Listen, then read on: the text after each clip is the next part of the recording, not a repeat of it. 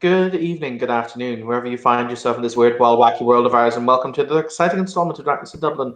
This evening, Alexander Rothschild of Clan Malkavian goes to speak with Dominic Wordsworth, the primogen of Clan Malkavian, in order to discuss the goings on of the current knights. We will join them as he enters Dominic's offices, which are located just in the back of the central library, located in Dublin City proper. Dominic is seated behind a desk. He has in his hand a piece of paper that he is reading rather intently as you enter. He doesn't speak, but he gestures for you to take a seat in one of the two seats in front of his desk.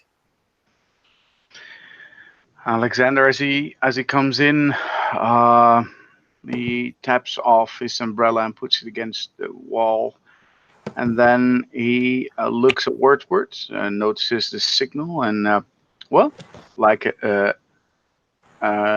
like he takes a choice of the seats, and he'll pick one. In his case, the left one. Wordsworth places the letter down. You see his brow furrow as he's clearly thinking before he says, "And to what do I owe the pleasure of your visit, Mr. Rothschild?" As always, Mr. Wordsworth, I'm here to ask for wisdom and guidance. Please, pose whatever questions you feel that you need to. Well, I am sure you're well aware of our current political situation, which is that our Prince Thrain has been asked by our Nosferatu Seneschal to vacate the seat of princedom and let him take over, at least for a while. Without speaking, Wordsworth just pushes across the note that he was reading towards you. As he pushes it over for me to read, I will Mhm. take the note. Listen and give obedience, it begins. Due to the recent machinations of the Sabbat against our territories in North America, Justin Thrain, by order of the Inner Council, has henceforth been recalled to once again serve the post of Dux Bellorum to lead our campaign against this new and incurred and encroaching threat. It is my wish that under my dominion and my overlordship, as has been recognized since the year 10 11 sorry 1120. Mithras. Yes, this is Yeah, Latin yeah. mythos. That's what Alexander will whisper, below his breath, even as he reads the words. Hmm. That it is my wish that the individual known as Vincent Hennessy shall take up the mantle of Prince of Dublin and the baronies of Leinster with my blessing as my vassal. Any who will not give him obedience will suffer the consequences of my ire. This signed in blood and sealed in covenant, my will made manifest. Signed, Prince Mithras of London. As he reads it, he focuses on it, trying to memorize it, and then he looks up and says, "Well, that means I have to request to keep my position as keeper again, this time to Hennessy." Ultimately, this is a.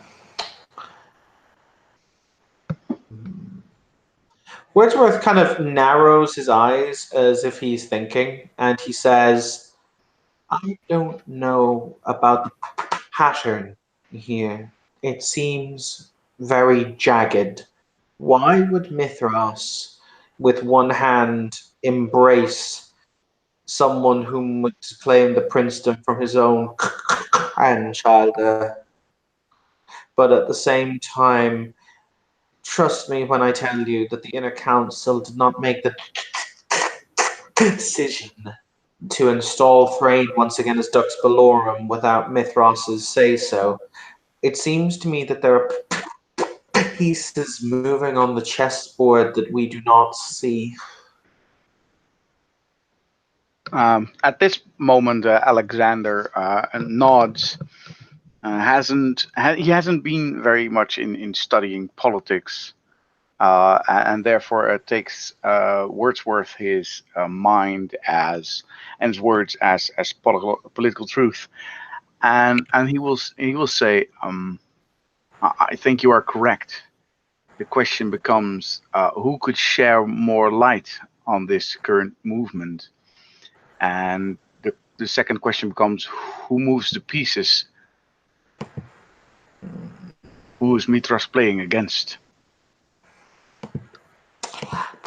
Mithras is so old, at some points I believe that he plays the game just for his own amusement, but I don't honestly know. He leans forward in his chair and he says, "There was a disturbance at the cathedral before it was declared Elysium. I'm curious, do you know what happened there?" I declared an Elysium. I don't know if you will the full story. I don't. What I do know is this. I was at a Giovanni, well, I would say party for a better word, contest, if you will. I was there, and at that moment, two individuals, Whisper from Clan Nosferatu and a young lady, which I haven't seen before at that moment, from Clan Toreador, named Charlotte, I do believe, um, went into an altercation where Whisper literally lost her decorum and threw Charlotte through the room because Charlotte had mentioned in open conversation with a Tremere present, as well as other people, the Tremere being Katja von Essen, that there was a certain individual within the church. An individual. An Can individual. Oh, can you be more specific? this individual was, what was it again? Oh, right. A person or a kindred by the family name of Salubri. You see Wordsworth go stiff. Like he was leaning back in his chair. He stands up, and you see him go to a large book that he flicks open, and he just flicks through the pages. And he says, "Most interesting. That might answer the question. You're a smart boy. That is interesting. Shall I continue, sir? Please." He's still So, flicking through the book, of but he course. appears to be listening. Juva Alpha Rothschild would do the same. If it was his library. So he then continues and says, so this altercation happened with Whisper storming out of the current home of the Giovanni towards St. Patrick's Church. At that moment, not declared Elysium yet. I have no idea what happened in between those times, but when I arrived as well in the limousine and got out, I saw Stalheim, the Tremere from Dublin, along with many other Tremere, opposing at that moment Mr. Hennessy and his family of Nosferatu sisters and brothers. Clearly, Stalheim wanted to enter the church to capture and No, destroy. my boy. He did not want to capture the Salubri. He wanted to drink the Salubri, to commit amaranth upon him, as his clan have done for generations. But continue. Hmm. Alexander, not being aware of this, he is shocked for a moment because he has heard about diablerie and drinking people, but he considered it, as he's been taught so far, it a very, very dark and nasty business. However, he continues as he shakes his head a little bit and says, "So technically, Mr. Hennessy said that he would not allow Stalheim to enter the church. At that moment, there was a Mexican standoff, so to speak, in which Mr. Hennessy uh, told me, as seneschal at that moment, to make St. Patrick's a Elysium. Uh, at that moment, I didn't know why exactly, but since Hennessy speaks with the authority of the prince, I simply asked why and what I would get out of it, because I had the feeling that at the moment I choose them, I most likely would choose against Tremere. So he told me that I would get the regaining of my house, which is very important. So I declared St. Patrick's an Elysium, knowing that the individual in the castle then would be safe by our own laws.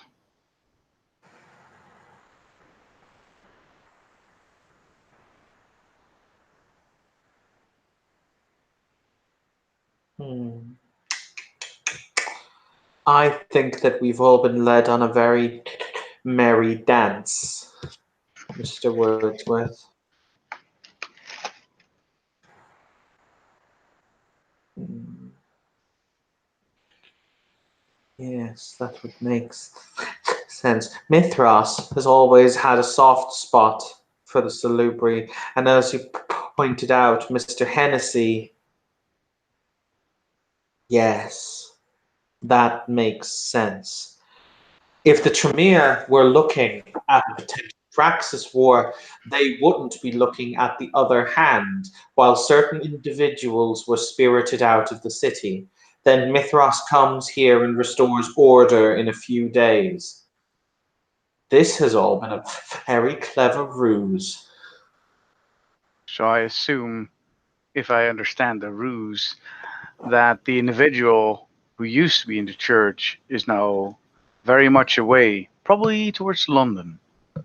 Am I correct? I would think that I don't know if he is necessarily in London, but I guarantee the Nosferatu have hidden him in a very, very secure place. Well, I'm happy to hear this. As in, it wouldn't break up the city more than it was already. And what I understood from what the Nosferatu have told me, and the sheriff as well, is that the Salubri was, as they would call it, almost a sainted character, a good person. Um, They are in general. I have not seen a Salubri in many, many nights. The Camarilla will tell you that they are Diablerists and Infernalists, but that is propaganda that the Tremere have spread since their inception. right. I heard Stalheim mention the word infernalist, indeed. Demon worshippers, as it were. A Quite. ruse, you say? A lie? Hmm. After all, it is what happens when the sinful need to hide their sins. They make it so that those whom are the victims of their sins are even greater sinners. Makes sense.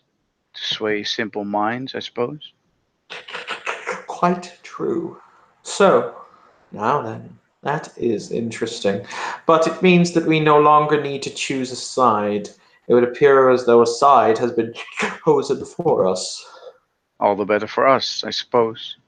I will go and swear my oath of allegiance to the new prince, and he will never know that we have seen the pattern in this, because it would do nothing but harm our position.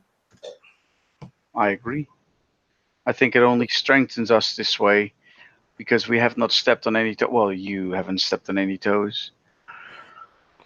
The Tremere will shake their sabers and cry injustice, as they are wont to do. But as long as you are in the good graces of the current regime, they will not move against you. Well, even if they were against me, technically I was ordered by a seneschal, which at that moment was still represented by the prince and the prince's decree. Therefore, in all end, the only one they can truly be angry with is the prince and the seneschal, and I guess they don't like each other already. Indeed, they do not care for one another. But we have much work to do. Yes, you need to present yourself to Hennessy. I have no doubt that he will keep you as the keeper, though he may not wish the new Elysium constructed. But then again, I don't know his particular thoughts on the matter. Me neither. In all honesty, it was a test by our current or our previous prince. If Hennessy wants to test me again, so be it. It's a prince's prerogative, I assume. Indeed. In that case, I shall bid you good day, Mr. Rothschild. Thank you, sir. And may the night be pleasant to you as well. Indeed. Rothschild rises up from his chair and walks towards the umbrella and then says, before he forgets, have you met Sebastian yet? Sebastian, I can't say that I have. He's the person currently being placed under my supervision. I've sent him on a quest to get an item for me and a contact along with it. If He's new to the city. If he survives the test, I would be more than happy to meet him. Rothschild understands what he says, and he simply nods, and then starts walking out of the building. Cool. And on that note, we shall end our scene. Thank you, players, for playing. Thank you, watchers, for watching. This has been another scene in Darkness in Dublin. Have a pleasant evening.